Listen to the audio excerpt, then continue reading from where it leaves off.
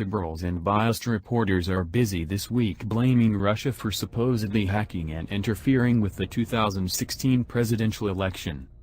However, no one has been able to prove either the actors or their intent, which is why America's top spy chief is not accepting the CIA's assessment about Russian cyber attacks that supposedly helped President-elect Donald Trump. Obama's Director of National Intelligence James Clapper is not ready to accept the CIA's opinion. Clapper said that all 17 intelligence agencies agree Russians were behind a hacking effort, but intelligence has to show a motive behind the attack, something that hasn't been done. The CIA has been wrong before. They were the ones that helped find the evidence of weapons of mass destruction in Iraq. We now know most of that intelligence to have been incorrect.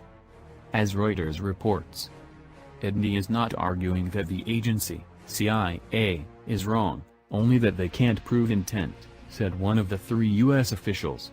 Of course they can't, absent agents in on the decision-making in Moscow. The Federal Bureau of Investigation, whose evidentiary standards require it to make cases that can stand up in court, declined to accept the CIA's analysis, a deductive assessment of the available intelligence. For the same reason, the 3 officials said. The IDNI, headed by James Clapper, was established after the September 11, 2001, attacks on the recommendation of the commission that investigated the attacks. The commission, which identified major intelligence failures, recommended the office's creation to improve coordination among U.S. intelligence agencies.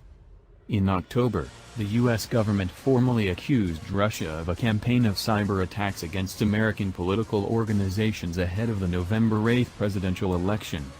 Democratic President Barack Obama has said he warned Russian President Vladimir Putin about consequences for the attacks. Reports of the assessment by the CIA, which has not publicly disclosed its findings, have prompted congressional leaders to call for an investigation. Hillary Clinton supporters and the liberal media desperately want something, anything, to blame for the most devastating political defeat in a generation.